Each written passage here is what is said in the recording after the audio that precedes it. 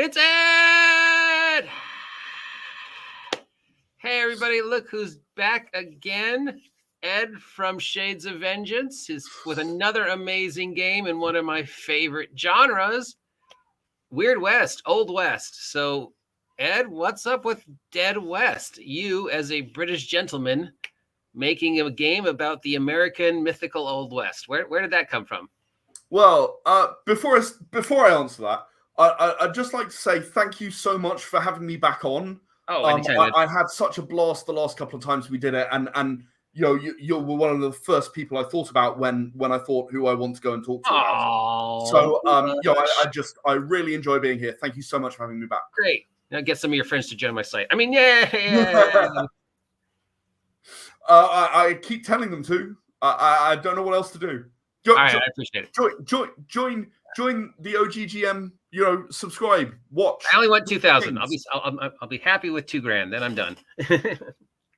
That's my goal. All right. So again, how do you get to Weird West? Because I suppose you could ask the same question about spaghetti westerns, right?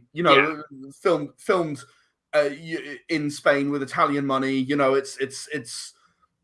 It's a genre that, although it's so definitively American in its setting, I think it's a genre that gives you freedom to tell a certain kind of story that it's hard to tell in. It's not impossible, but it's hard to tell in other genres. You have this broad isolation where towns don't talk to each other for the most part. They're far enough apart that you've got this very isolated feeling. You can do the Magnificent Seven, or you can do a Fistful of Dollars, or whatever you want to do, and it works in that setting because people aren't close and within distance to contact, but you're not completely removed from civilization. There's often a referral to a magistrate who's doing a circuit or something like that. Yeah. So the rule of law exists, but it's maintained by someone in the meantime, right? And I think that gives you a freedom in storytelling to have a town that's been taken over by someone who's really a good-for-nothing gangster leader, or a town that's being threatened by a bunch of bandits, or whatever else you want to do within that isolation just exists for you as a ready-made thing. So every town, I grew up on the Clint Eastwood Man with No Name movies in particular. Yeah, I love those. They're a big favorite of my dad's, and I grew to enjoy them very much as well. And each one of those, it feels like you could just go to another village and you would find something going on. Another town, another. It might have a bank, it might not, but you're going to go, sorry, I should say, For a Few Dollars More is my favorite of those three movies by a long way. I just think the performances delivered were really good. Yeah. The trilogy, that's your favorite? Really enjoyed it. They give you this idea that one person can come walking up and change the world for the people who live there. Mm-hmm. Right. And while obviously I have slightly re-edited that to make it a group of people, because that's more conventionally the role-playing game thing. It doesn't need to be a large group of people. It could work with one person. I think it would be less fun personally, but you could do it with one person. 2-3 people, definitely. That would work, as would 7 if you literally just want to do the Magnificent Seven and just go nuts. And then I thought, right, okay, so we've got this Western setting, and I like to link my games together where possible. And the truth is that I've got a game called Era of the Chosen, which already involves. It actually skips over this period because the playable periods that I offer in that game are Renaissance, Victorian, and sort of modern. So we sort of skip over this period, as it were, of the sort of the Wild West. So I was like, oh no, let's go somewhere else in this world, and you can have the Wild West, and you can do if you go right to the end of the book, you'll see there are plenty of stats for humans who you might fight, other gunslingers. But you can also have this slightly unusual take, which is offered really by Era of the Chosen's world already, and then I just sort of built it and built around it to make the Deadwest what it was. And it was a lot of fun in itself being able to do that, because what it meant was I was able to expand on some of the plot points that are maybe quite minor in Era of the Chosen to make them much larger in Era Deadwest. Mm-hmm. So it's a completely standalone game. I don't want to imply you need to have read Era of the Chosen. You don't. No, you put all the stats and everything in it. So more context about what I think the world looks like. But you can absolutely pick this up and just play a Western if that's what you want to do. You can also have incubi who come through portals in the middle of the night and grab people and snatch them away, or cows, or whatever's convenient. You might even find them feasting on flesh and ripping things apart. And there's a plague that spread through these lands. So, the population's been more than decimated. That's just reduced by 1/10. It's been halved or reduced to a quarter. And so many people have died here, but the survivors are so much hardier as a result. And again, I think that's something that you see a lot of. Hang'em High is a really good example of no one should have lived through that, right? like people should not have. Clint Eastwood's character should not have survived that. But they're hardy. The sort of their superpower is that they are hardy, and that's just a thing that we accept with the suspension of disbelief. Like in A Fistful of Dollars, where Clint Eastwood survives the beating and in fact in most of those movies he gets beaten up, but he survives something that really, it's a bit hard to believe that anyone would have actually survived that. Yeah. The Wander Through the Desert being another good example in The Good, the Bad, and the Ugly. Yes. Oh yes, The Good, the Bad, and the Ugly. That's my favorite of the three, but completely understandable. I get it. I love them all, but just that last 10 minutes of Good, the Bad, and the Ugly is just so perfect. It's iconic. I do completely understand. I think my problem with The Good, the Bad, and the Ugly, if I was to critique it, is it's paced quite badly. There's a lot that happens, and then there's a really long bit while they're on the way. Yeah, it takes too long to get to the plot points. Yes, Era is D10. Era is a multiple D10 dice pool system that works on a variable threshold based on difficulty. So you'll roll. Do you mind actually scrolling to the very second last page there? We got the character sheet on there. I always include the character sheet. I like that. You make all yours stand alone. So I don't have to I think it's so important, right? You don't want to have to buy this book and then buy another book to be able to play. Totally agree. It's not okay for me, So what you'll do is you'll have some attributes. That's the top left-hand side mostly. They've all got a dot in there. Those are your attributes. Those are your natural abilities. And then in the top right, there are the skills, which are kind of learned abilities. Those vary a little bit from game to game. In this one, we've got a pistol skill and a rifle skill rather than a combined gunnery skill. But for the most part, they're pretty standardized across the games. It does vary slightly by genre. And then to do the basic kind of role, you'll usually choose one attribute and one skill. Actually, if you just scroll up one page to the bottom of that, then so for example, here are some very advanced and badass enemies that you can fight. And you'll see here that we've got Brawl. Is that 6? It's just slightly blurry. Brawl 6 and Strength 5. So you would roll 11 dice for a Strength and Brawl roll, which would be maybe punching someone, for example. You then look for a threshold based on the difficulty, which would be defined by the GM. Perfect. Thank you. And then you'd have a number of successes. It's somewhat similar to World of Darkness. However, ones do not take away successes because I think that's a very strange choice in game design terms. Hello, Hunger, the star. Dear, that's tickled me. I'm sorry. Hope you're doing well, Hungar. You know, we're always counting on you, buddy. We know with those health issues. All right. So yeah, talk us through the system, I guess. That's the basics of the system. But what makes Era Deadwest special is really the ability to customize your weapons. Yes, so, I wanted to get to that. Yeah. This is an idea. I'm not going to lie. I kind of took inspiration from a video game that practically no one's ever heard of. I won't name drop it here in case anyone comes after me. But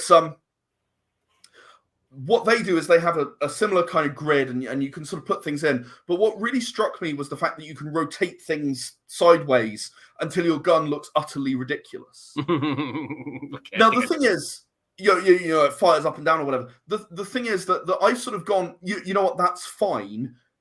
The way your gun looks when you put all the bits onto it, that's not what your gun actually looks like. This is just a way of limiting how many bits you can put onto your gun. Yeah. So you'll see there that the Derringer and the Lamat actually have different sizes of grids. That's because the Derringer obviously has to be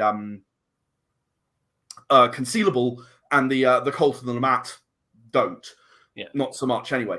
But you can move that thing to anywhere you want within that grid. So you can move the Colt up one and right one and have that where it is. But you can only connect based on the connectors that you've got. So if you did that, you wouldn't be able to add a stock to it, and you wouldn't be able to add a sight to it, but you'd have much more space for ammunition and a barrel. Yeah, I like that. I don't know if I've seen that in a game before. Maybe Morrow Project had something similar. I'm not entirely sure. That's like I said, I was inspired by a ago. video game, which does it this way. Yeah, and you could use this for anything. So you could cut this out and use it for any of the... Yeah, absolutely. Absolutely. And what I did is I said, right, you have to build up 5 squares of something in order to get any bonus. If you have 4 squares of a thing, it's useless. You don't get any bonus for it. Yeah. So you have to think really carefully about what it is that you want to do. Yes, yes. And make choices, which I really like. I don't want everyone's gun to be exactly the same. There is there were a lot of weird guns that came out of the Old West and the Civil War. There were. And they, you know, if you look at like some of the stuff in the museums and the Smithsonian, it's like, oh, I'm gonna take this knife and put a cartridge on it. I'm gonna take this pipe and put a cartridge on it. I'm gonna take this whalebone and put a cartridge on it. Before Colt, you know, industrialized it. Oh yeah, absolutely. So I obviously did refer to, you know, a real. Yeah, I was wondering how this is, you know, one of those genres you actually have to do research on.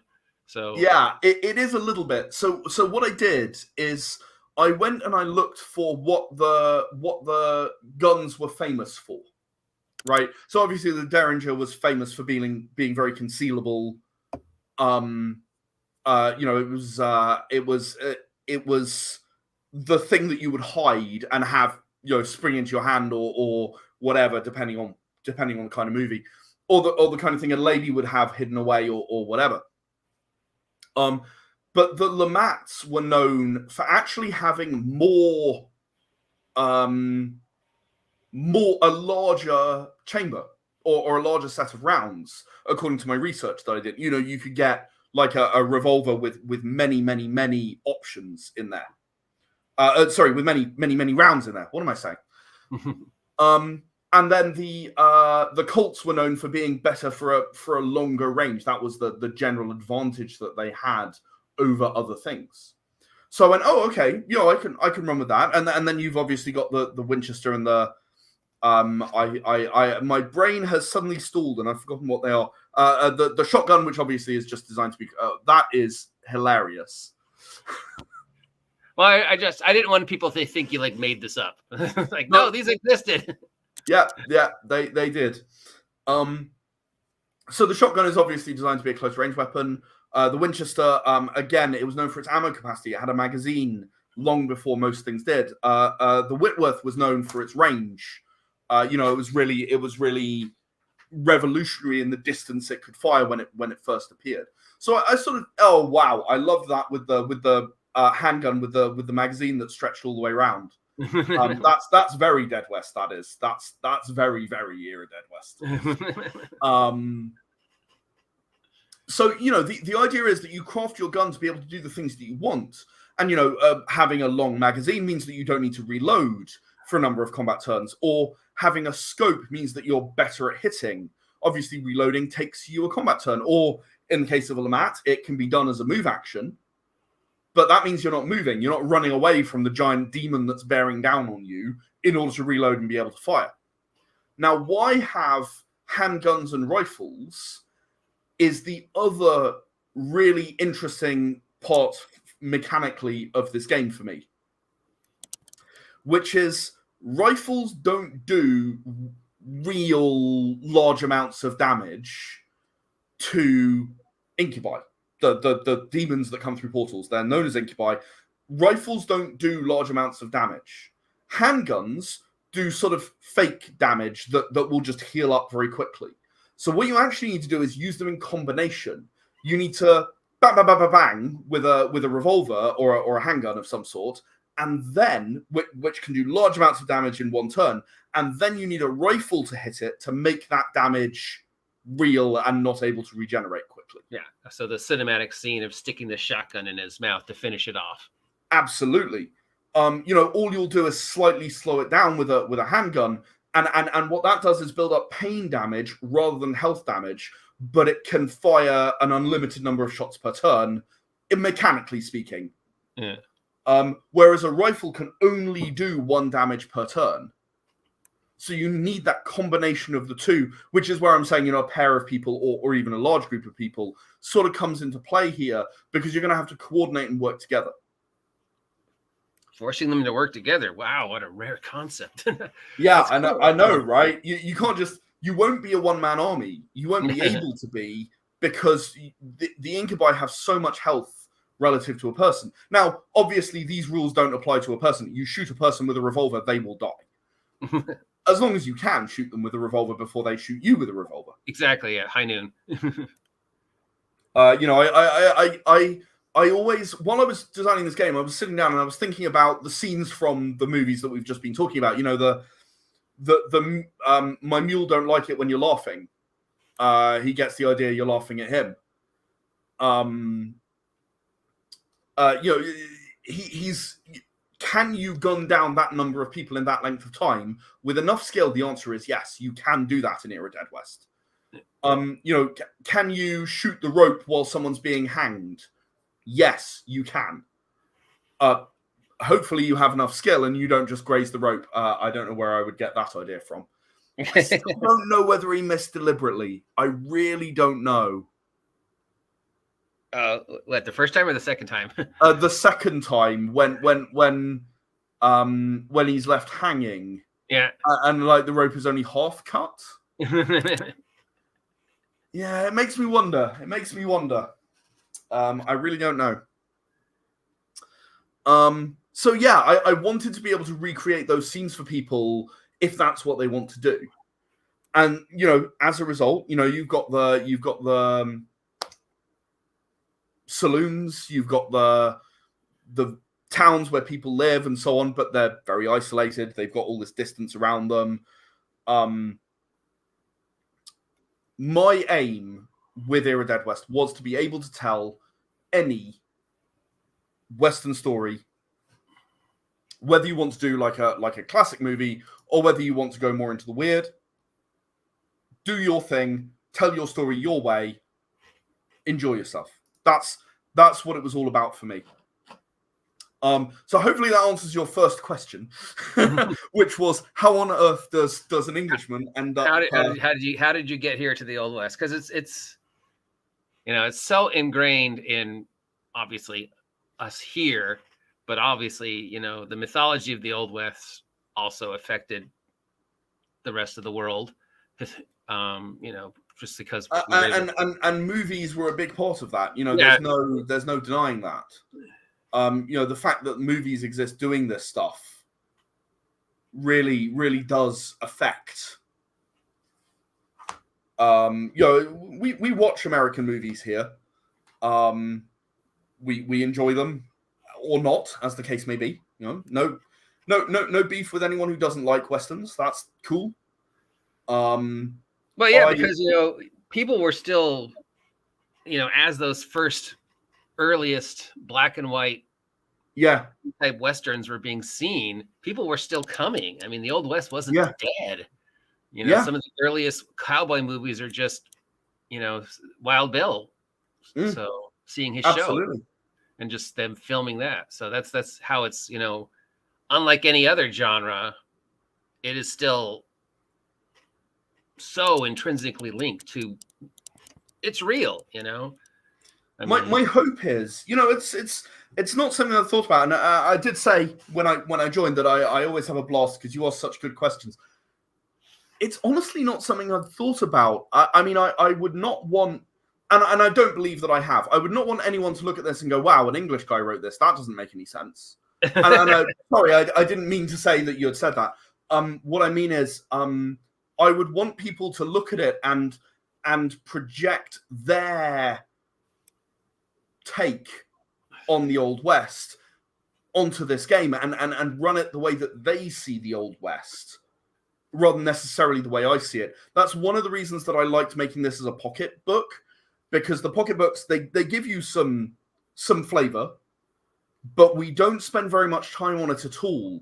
We go straight into building characters. We go straight after that, we go into building characters and so on. And while I've given stats and rules and character creation, I don't, beyond explaining what the Deadwest is and why this region is known as the Deadwest, I don't spend a lot of time on what the setting's like, because I want the person doing it to get the general flavor of what I have in mind and then run with it their way. That's always been my principle. Your own research kit. With the pocket books. Yeah. I mean, I noticed there's no real world building. There's no example town. There's no here's what you'd find in a bar. That's right. What to expect from a barber dentist. You kept it pretty slim on world building.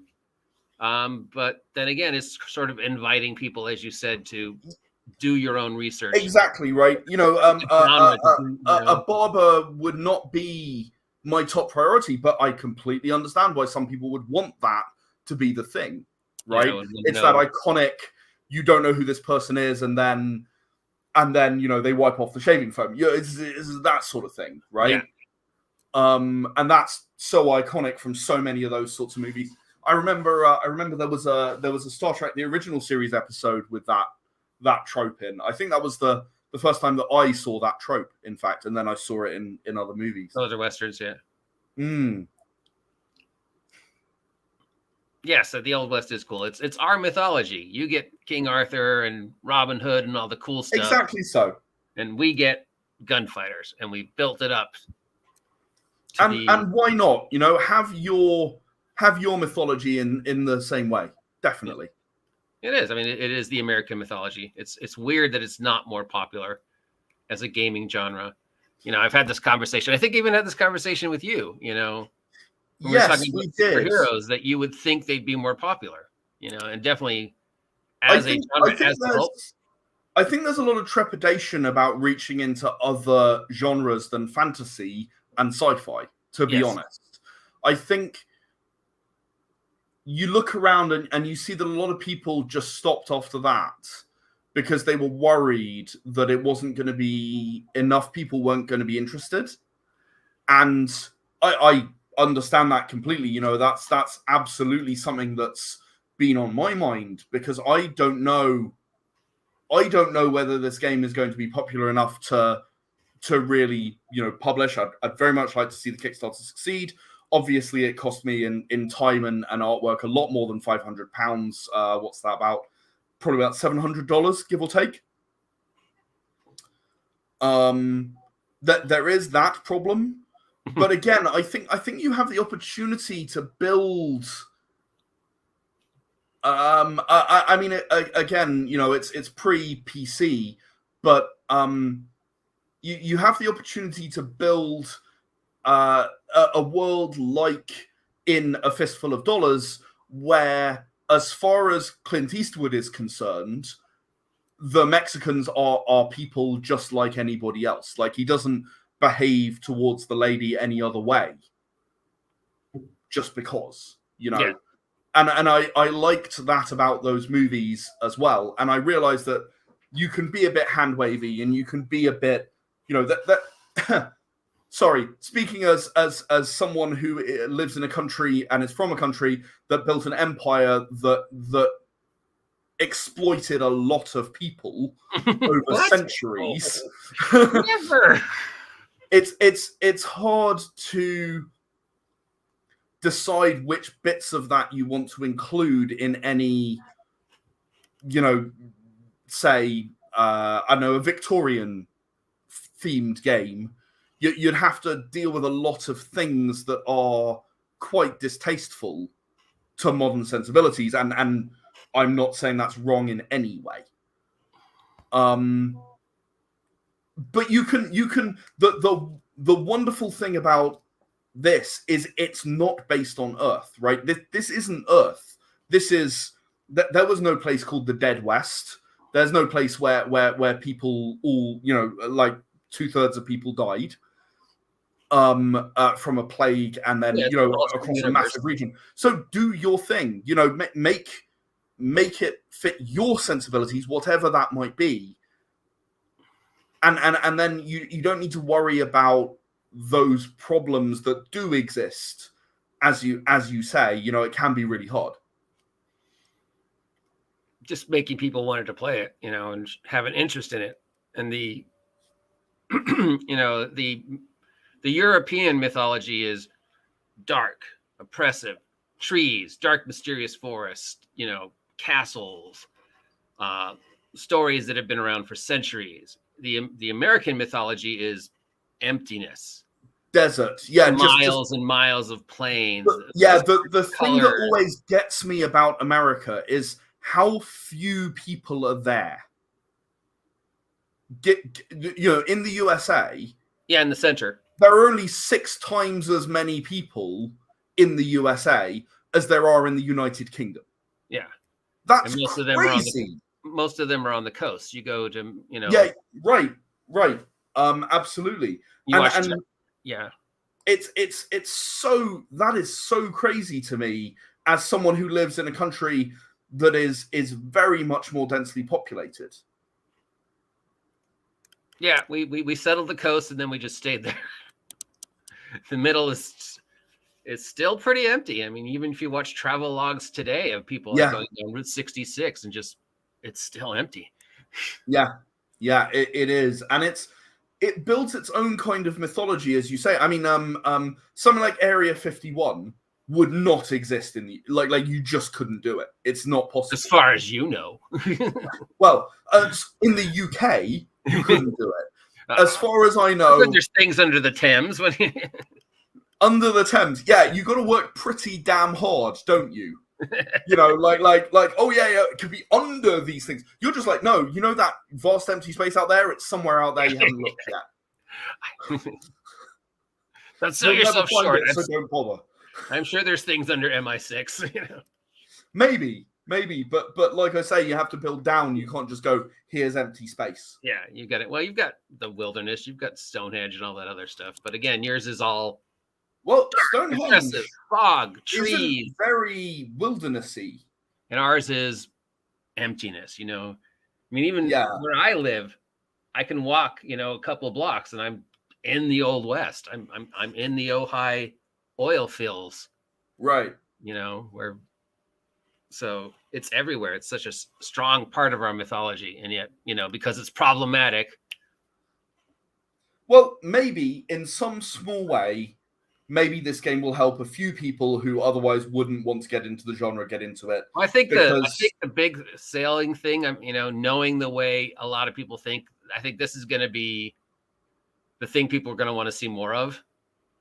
And that's probably going to be one of the big things, because I love this. And I know a lot of people who like to do designing things are going to want to see a system like that. And I bet you're going to get do a weapons book.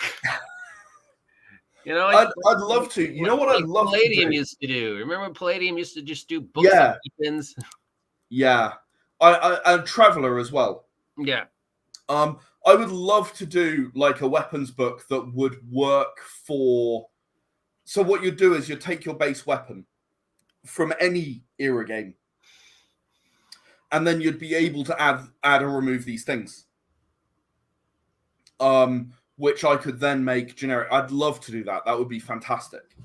It would be so much fun. Don't know whether I'll be able to. We'll see. As always, yeah, it just depends upon your free time and where the industry's absolutely. going. It's yeah. But it was so nice to be able to go, right, you know what? I'm not going to lie. This is a genre I'm not as comfortable with as with, fantasy or sci-fi or the things that I know that I can do. And I feel like quite often I see creators and they get a bit complacent. They're like, oh yeah, I can do anything to do with this. But I like to push myself and do things that I don't know how to do. Try and work it out. Go and do research. Go and yes, the amount find what other people have done. And even if it's I would rather make something that's a complete flop and doesn't work. Take the risk than just do the safe thing every time. And that's this weapon system that we're talking about. That's an example of this where I'm trying to go, right, you know what? 2 different kinds of damage. You can't just kill everything with a handgun. You have to do different things. There are upsides and downsides, and then you're going to have to make your weapon the way you want it, and you're going to have to make some choices, and you might not be able to get all the bits and pieces you want to right away to make your perfect weapon, and you might end up with 4 squares of something. You're like, but it the thing I like about this grid is it forces those choices on you. You don't get to just go, yeah, well, I want everything. You're making choices. Do I want more damage? Would you set it within a time limit? Because otherwise you would just have players doing this all game long. It'd be like, you have to finish your gun within 10 minutes or... You start with no modifiers on your gun and you will pick them up over time. Right? So there'll be items that you drop, and there's a reason. It's not an accident that there are 10 of each, and it's a D10 system. Wow. I thought about that, and I just thought, right, fine. So the GM goes, right, well done, you killed this gunslinger. Now they have dropped a ammo 1. Yeah. Who wants it? Are you going to get to it before the people in the village do? Those kids are stealing his boots. Very much so. Very much so. Yeah. Cool. All right. So, because I know it's late for you, Mrs. Ed's probably demanding dinner. Let's get to one last thing. Last time we talked about, the big disasters of 2023. So have you had a chance to read Ben Riggs' article about the end of the golden age of gaming? And what do you think this is the end of the golden age or the beginning of a brand new golden age? I've heard this before. Yeah, Mr. Riggs speculates that because of 5e losing its popularity, gaming's dead. Well, and you already know how I feel about 5e. If it's for you, then fine. I really think there are better games out there for most people. Agree. And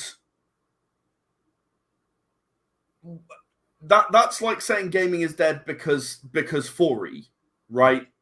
Which was vastly less popular than 3 or 3.5.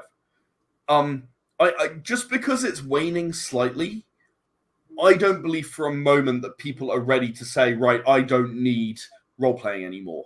I have never yet met a person who actually sat down and gave it a go.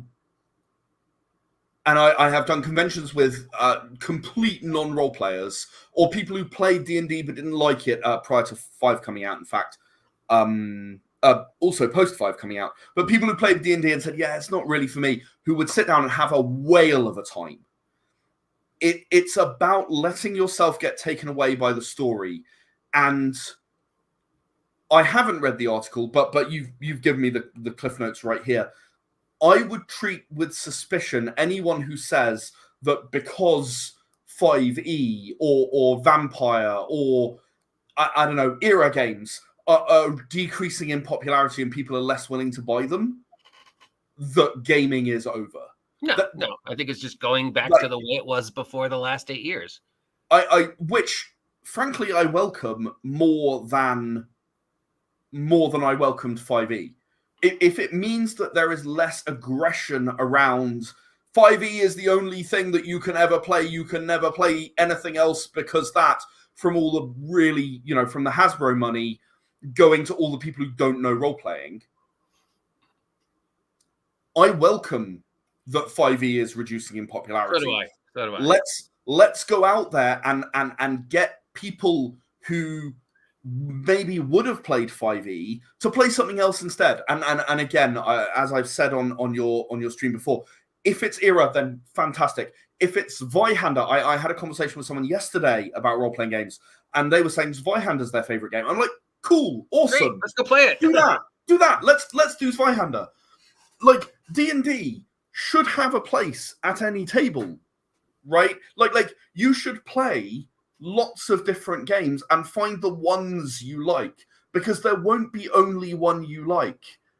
And as you say there, RPG Grandma, it's been so oppressive for so long now. Yeah, if you're either for it or you're against it, and both sides are just so hostile about it. Well, and then we're getting subdivisions of those camps, of various other games that you have to like if you're we already had this talk.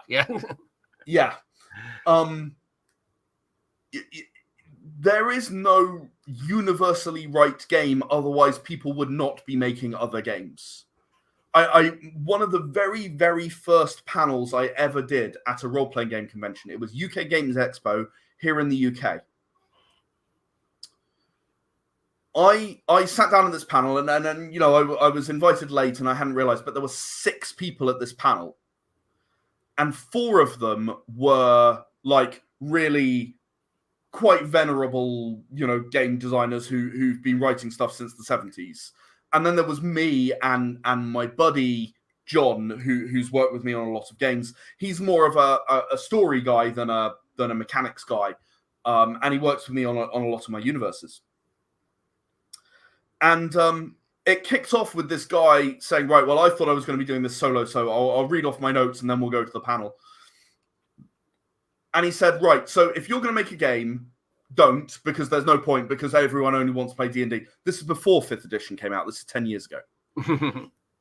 Everyone only wants to play D&D, so there's absolutely no point in making a game. And if you're going to make a game, make it a D20 game, because people only want to play D20 games. No one takes anything else seriously at all. Don't bother. And then he passed the microphone to the next person. And he violently agreed with this guy. He was like, yes, absolutely. You're completely correct. There's no way, there's any way that, and the things I've created are this and this and this. And then they passed it to the next guy, and he says, oh, yeah, well, absolutely. You're totally right. I've been writing since the 70s, blah, blah, blah, blah, blah. They passed it to the guy on the end who I actually get on with very well, and he's worked with me on some of my projects, Darren Pierce. And he says, well, you know what, guys, I'm not getting into the mechanics discussion. I'm a writer. I write worlds. He's worked on the Doctor Who RPG, the Judge Dredd RPG. He's really good at expressing the worlds of licenses for a role-playing game. That's his thing. So, great, fantastic. I get on with him really well. We're good friends. Then the microphone's passed back to me. John, my friend, he just passes it on to me, and he says, oh, yeah, I sort of give him this look, and he just sort of passes it on, like doesn't say anything.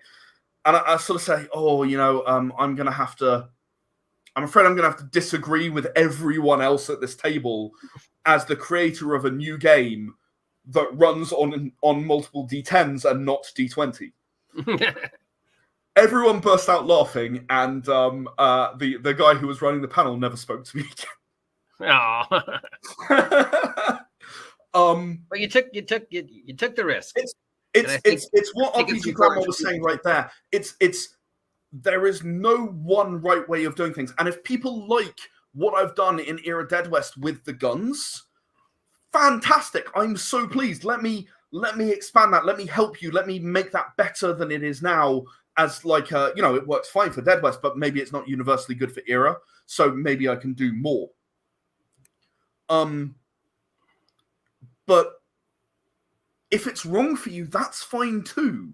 And it angers me a lot that the community is A, so gatekeepy, and B, if you don't like this thing, also you're not okay. So you're in the community, and there are difficulties for people who are not of a specific type or like specific things getting into the community. It's a very exclusive community. Oh, yeah. And I really dislike that about it. I try to welcome everyone I can to my table. I try to encourage people to go to conventions, to try games where I know they'll be accepted no matter who they are. And we're very lucky here in the UK. The UK is relatively small, and there are lots of conventions where people are treated really nicely, whoever they are, which I like. I know that is not true absolutely everywhere. It's true in some regions and not others. What I care is, are you at my table to give a real attempt at trying to roleplay and trying to have a good time, trying to build a story with the other people at the table? If the answer is yes, I care literally nothing else about you. I remember the first time, there's a lovely guy who comes along to a lot of conventions that I go to called Roger, and he's blind. And I was terrified that I was not going to be able to run a good game for him and the others because I didn't know what to do. And he did 80% of the work in that game. Like, he's like, don't worry, I've got my Braille dice right here. It's fine. It's all good. And yeah, absolutely 100% agreed with that, RPG Grandma. There is no... You might look at Era and go, oh man, that's really close, but not quite. You might go look at White Wolf and think, yeah, you know what, that, or vice versa, which is the direction I took. Obviously, my system is somewhat inspired by White Wolf. I don't think that's a surprise to anyone who knows it. That's fine, but it's not quite the same. It's got the differences that make it, in my opinion, better. But that's my opinion. Cool. And ultimately, thank you, RPG Grandma. You're really carrying me here. Yeah, she's doing a much better job than I am. You're absolutely right. It's about, can you tell the story without the rules getting in the way? And if the answer is yes, it almost doesn't matter, right? It almost doesn't matter what the rules are if you can tell the story without the rules getting in the way. I recently, in November, I played Living Arcanus on 5th edition rules. And that was a really good example of the rules just getting in the way, because I was playing a mage, and obviously with magic missile, you always hit. And everyone else in the game missed more than 50% of their attacks. And I'm just going, right, I mean, I get we're level 3 characters, but what? It feels like my character is the only one doing anything in combat. I really want everyone to feel like they're in combat and contributing, rather than... You never want somebody sitting in the corner unless that's their choice. Right, and what we had was someone, and he was a relatively quiet player, but he was sort of rolling and then going, no. Just every turn he was just rolling, going, no, missed, no, missed. And I'm like, for 5 rounds in a row, he missed. And I'm like, wow, I feel really bad. Blasphemy, woman. Chocolate every day gets old. But I know. I don't know. Maybe I need a few more years before I can agree to that. I'll try chocolate every day for a bit longer.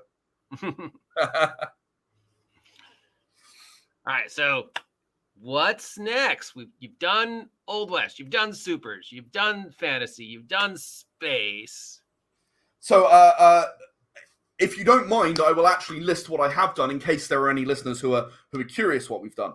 So I've done sci-fi, hard, epic sci-fi. I've done low fantasy storytelling. I've done superheroes. I've done survival horror, zombie apocalypse kind of thing. I have done... Now I'm struggling. I've done a puzzle-based high fantasy, I guess I would say, Era Silence. There's modern hitmen, sort of assassins, who also have some limited superpowers. I've done Shelf, help me, save me. Yes, space fighters. I've done existential horror. I've done Final Fantasy. I've done what else am I looking for? Forbidden. Sort of angels and demons, sort of apocalypse. The world ends kind of thing. I've obviously done high fantasy with Era Dragon Song that we spoke about previously, and I've done Western. So what's next? The answer is kaiju. Kaiju. I was just going to suggest that. I was just going to say, have you done Big Stumpy Robots yet? I have just finished writing Era Kaiju, where you play as a beta kaiju, trying to keep the alphas off your territory and keep the humans not killing you. So Godzilla would be an alpha kaiju, and beta kaiju are smaller. They'd have to work as a group to fight off. Each one only has one power, that sort of thing. And yes, so that's next. Beyond that, I've got a number of irons in the fire, but I'm not quite sure which one's going to materialize. It might well be 80s and 90s action heroes, a very comedic kind of game. I did a prototype of it for the Era Zone. And the idea is that you know you play you have a style that you do, and the more that you play into your style, you get bonus dice and so on. And you get bonus dice for walking away from explosions without turning back, and all the very silly tropes of that genre. It may well be that I flesh that one out after I've dealt with kaiju. I expect kaiju to come to Kickstarter in February-ish. Yeah, maybe late February. You got to do Big Stompy Robots after kaiju. Sorry? You got to do Big Stompy Robots if you're going to do kaiju. Well, yeah. I mean, I'm actually not directly doing robots as part of the kaiju book, but one of the things I want to do is make a stretch goal that gives Big Stompy Robots as part of kaiju. Definitely. Because I think it fits. There's cyborgs. You can get oh goodness, my brain's not working. That's okay. The one with the chainsaw in its chest in Godzilla mythos. Gygax, is it? Yes. Yes. You can do that within Era Kaiju. But what you can't do like proper Mecha Godzilla type robots. Cool. All right, and I'm gonna let you go because my mom's trying to call me. So thanks for reaching out once again. Let's for having again. Me. Always, anytime, dude. You're my only friend. And if you're watching, if you got this far, thank you for staying with us this long. Check out Era Deadwest. I think it's a lot of fun. All the games I've run of it, people have absolutely adored it. It's got those interesting weapon. And that's available on the site? It's available on Kickstarter right now. All right. So the Kickstarter is it launched literally minutes before I came on here. Okay. So all right. And it's already 53% funded. So that's phenomenal. All because of me. Really nice to have that level of support from everyone. Thank you, Ed. Thank you very much. And my best regards to Mrs. Ed and all the little Eds. And I'll talk to you soon. Thank you very much. I look forward to talking to you again soon. All right. Bye, everybody. Thanks for stopping by, RPG Grandma. Everybody check out Ed. He's my only fan. And I'll talk to y'all later. Have a great weekend. Stay safe. Get off my land, you damn varmints.